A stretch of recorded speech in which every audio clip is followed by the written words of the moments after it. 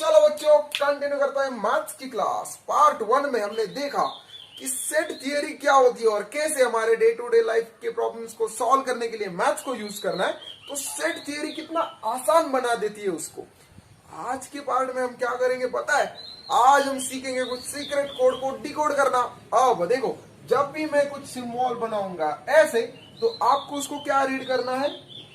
Is an element of. आपको क्या read करना है? Is an element of. अब देखो, अगर मैंने लिखा सुमित, इसका मतलब क्या? Sumit is an element of 9th B, मतलब सुमित 9th बी का बच्चा है। अगर मैं ऐसे लिखता हूं तो कोई शातिर बच्चा इसको रीड करेगा। देखो मैंने कुछ चेंज किया इसमें। यस, अब मैं इसको रीड करेगा कि अमित 9th बी का बच्चा नहीं है। क्यों कहा मैंने नहीं है? समझ गए ना बात को? अगर मैं कहता हूं राम, कैसे रीड करोगे बेटा? राम 9th बी का बच्चा है। Ram is an element of 9th। अगर आप ये समझ गए तो चलो शुरू करते हैं प्रैक्टिस सेट 1.1 का क्वेश्चन नंबर 2। अब देखो, अब सभी शातिर बच्चों इधर ध्यान दो, मुझे बताओ इसको क्या रीड करोगे? इसको मैं रीड करूंगा yes 4/3 is an element of set Q. इसको कहेंगे सेट क्यू। बताओ ये क्या होगा? यस, सेकेंड क्वेश्चन क्या होगा? नॉट करते इसको। -2 is not an element of set N. अरे बाप रे, ये क्या आ गया? अब देखो, जैसे आपने इस कोड का मतलब समझा। जब मैं एप्सिलॉन लिखता हूं, इसको एप्सिलॉन रीड करते। जब मैं एप्सिलॉन लिखता हूं तो आप उसको रीड करते हो इज एन एलिमेंट ऑफ। अब देखो, ये भी एक कोड है। अब इसको समझो। इसका मतलब ये है कि सेट P है ऐसे एलिमेंट से बना हुआ कि P is an odd number. P एक ऐसा सेट है जिसमें सारे एलिमेंट्स कौन है? ऑड नंबर से। देखो इसको कैसे रीड करना है। P इस सेट में जो भी स्मॉल p होगा वो सारे स्मॉल p क्या होंगे? ऑड नंबर होंगे। मतलब P के जगह पे कौन कौन आ सकता है? 1, 3, 5, जितने भी ऑड नंबर्स आ सकते हैं उसको इसके अंदर आना अलाउड है। आगे जाके आप समझोगे कि इसी को हम लोग सेट बिल्डर फॉर्म या फिर रूल मेथड कहते हैं। क्वेश्चन 3, क्वेश्चन 4 में बहुत सारे ऐसे ही क्वेश्चन सॉल्व करने हैं। अभी मैं क्या लिखता हूं इसके लिए? P is a set of odd numbers। समझ गए? चलो शुरू करते हैं नेक्स्ट क्वेश्चन। ये सबसे आसान क्वेश्चन है। बस एक लिस्ट बनानी है आपको। ये सबसे आसान तरीका है सेट को लिखने का। जैसे आपके क्लासरूम का एक आपका अटेंडेंस शीट होता है, वैसे ही पहला ही क्वेश्चन है मेक अ लिस्ट ऑफ और make a set of all the months of Indian solar year. तो ये रहे वो सारे मंथ। मैंने एक लिस्ट बना दी। देखो सेकंड क्वेश्चन क्या है? आपको लिस्ट बनानी है letters in the word complement. तो उस सेट को कुछ नाम देते। चलो उस सेट को नाम दिया सपोज मैंने बी। अब बी इस सेट में किस किस को एंट्री अलाउड है? वही लेटर्स जो आते हैं इस पूरे स्पेलिंग में। कॉम्प्लीमेंट के स्पेलिंग में जितने वर्ड्स है उन्हीं को अलाउ करना है अंदर। तो देखो क्या होगा? सी होगा, ओ होगा, एम होगा, पी होगा, एल होगा और क्या है? ई होगा। Complement M. अब ई को 2 बार लिखने की जरूरत नहीं है, एन और टी। देखो मैंने क्या कहा? कॉम्प्लीमेंट स्पेलिंग में अगर कोई भी लेटर 2 बार आता तो मुझे उसको 2 बार लिखने की जरूरत नहीं है। आपकी क्लास में एक बच्चा 2 बार नहीं बैठ सकता, एक ही बार। तो कॉम्प्लीमेंट का पूरा स्पेलिंग मैंने लिख दिया, ठीक है। अब इनके मैं लेटर्स आगे पीछे भी कर सकता हूं। सेट्स इन द एलिमेंट मतलब मैं टी को पहले सी को बाद में लिखा, कोई प्रॉब्लम नहीं। यहाँ पे कोई आप स्पेलिंग नहीं लिख रहे हो, ठीक है।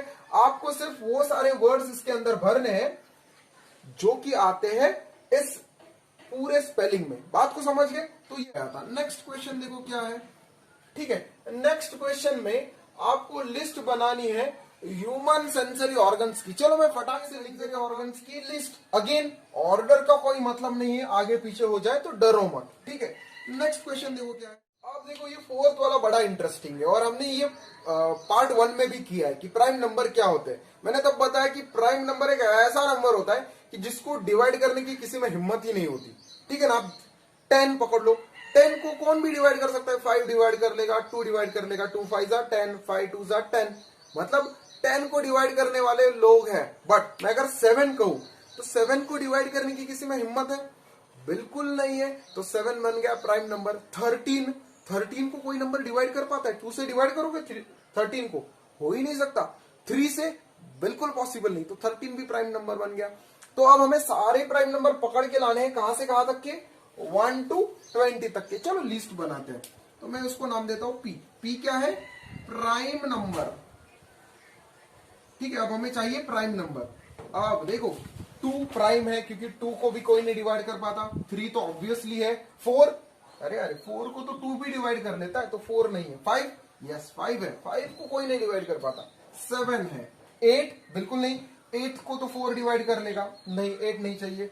9 3 डिवाइड कर लेता है, 3 3 जा 9। 10 5 2 जा 10, नहीं चलेगा। 11, यस 11 को कोई नहीं डिवाइड कर पाता। 13 को कोई नहीं कर पाता। 17 को कोई नहीं कर पाता। 19 को कोई नहीं कर पाता। चेक कर लो आप। तो मैंने लिस्ट बना दी, और कोई नंबर छूटा है? बिल्कुल नहीं। तो आपको प्राइम नंबर्स की लिस्ट मिल गई, कहां से कहां तक, 1 to 20 तक। तो ये हो गया उसका आंसर। नेक्स्ट देखो क्या क्वेश्चन है।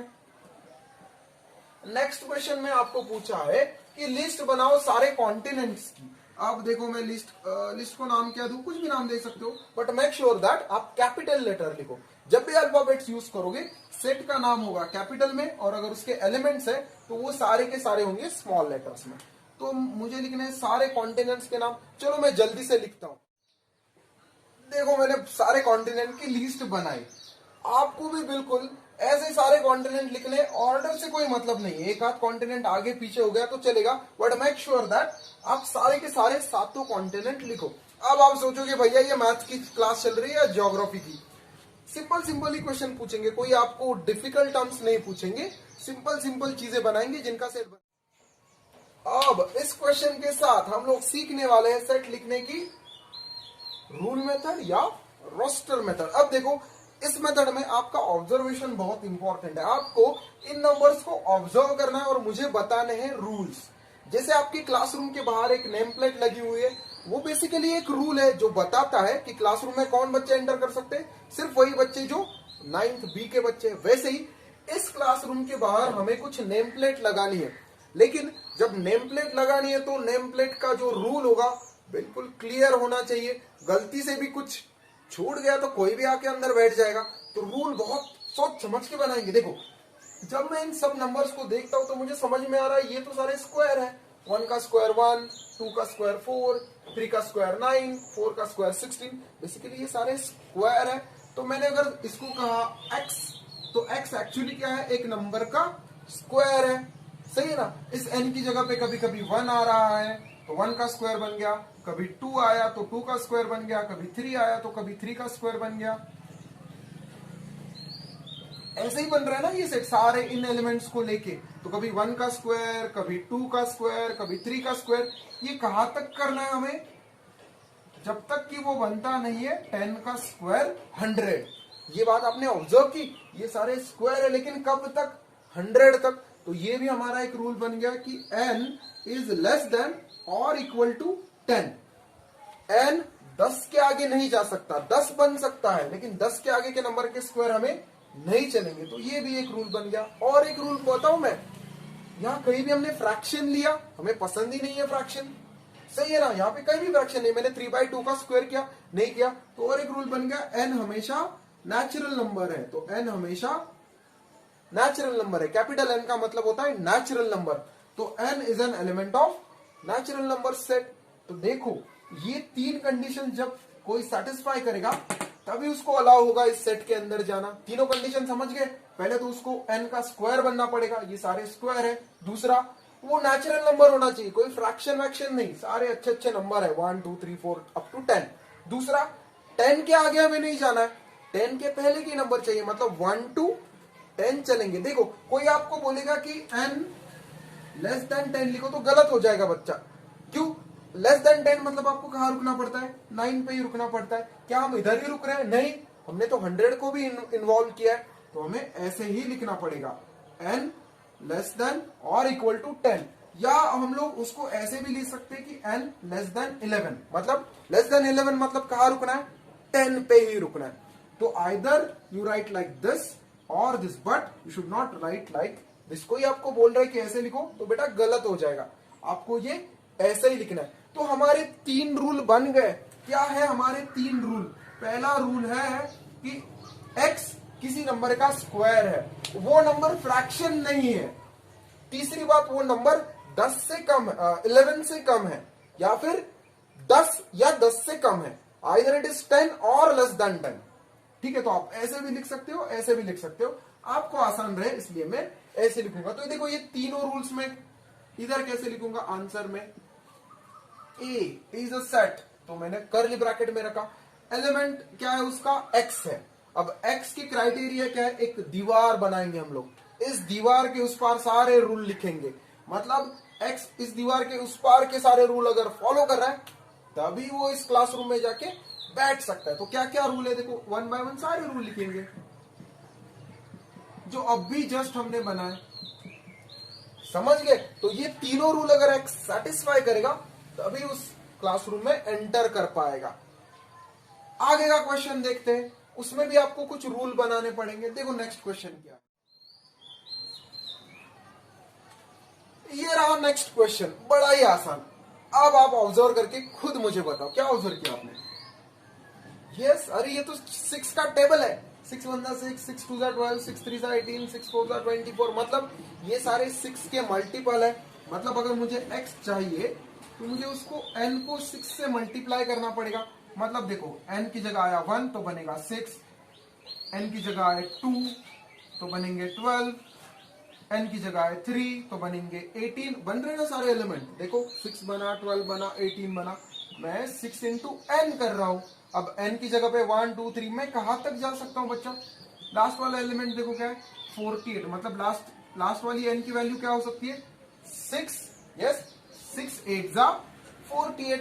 मतलब n की वैल्यू मैक्सिमम क्या हो सकती है, 8, क्योंकि लास्ट एलिमेंट क्या है, 48। मतलब मेरी नेक्स्ट कंडीशन बनी n इज लेस देन और इक्वल टू 8।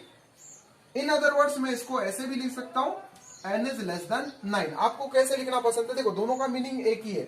जब मैं लिखता हूं n लेस देन 9, मतलब n कितना है, 1 to 8 का कोई भी नंबर हो सकता है, सही है ना?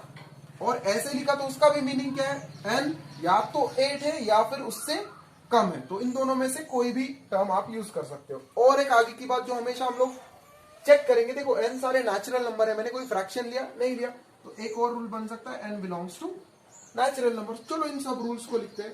तो b एक ऐसा सेट है कि x दीवार के उस पार क्या रूल्स है उसको फॉलो करने के लिए, x is equal to 6n।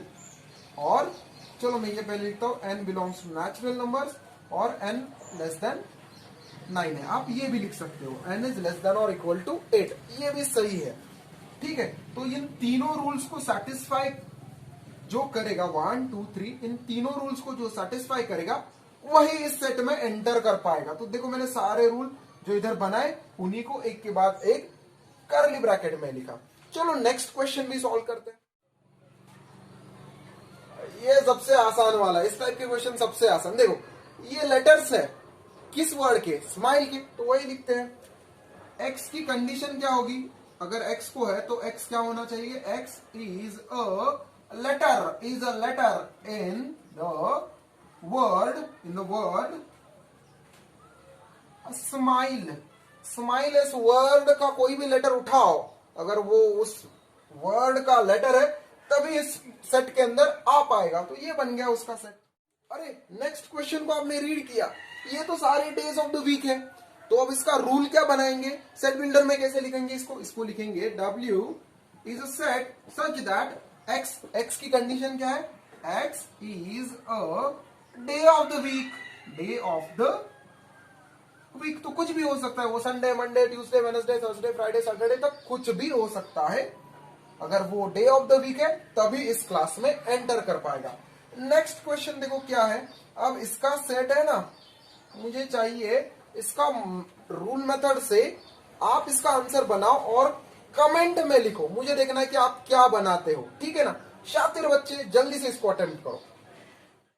I hope you've all enjoyed this part of the chapter series just as you would enjoy your favorite book with a hot cup of tea. So, ECOT, that is everyone's cup of tea, will bring to you many more such chapter series along with detailed explanation and solution of the exercises that are there in your textbook. We wish to bring to you this and more at zero cost so that the hardest chapters become your cup of tea. So, help us by clicking on this button. Get notified about our upcoming chapter series. Also, share it to help us define education through equality. Do message us any doubts that you have on our Instagram handle, everyone's cup of tea, and we promise to answer them. Thank you and keep sipping. Bye.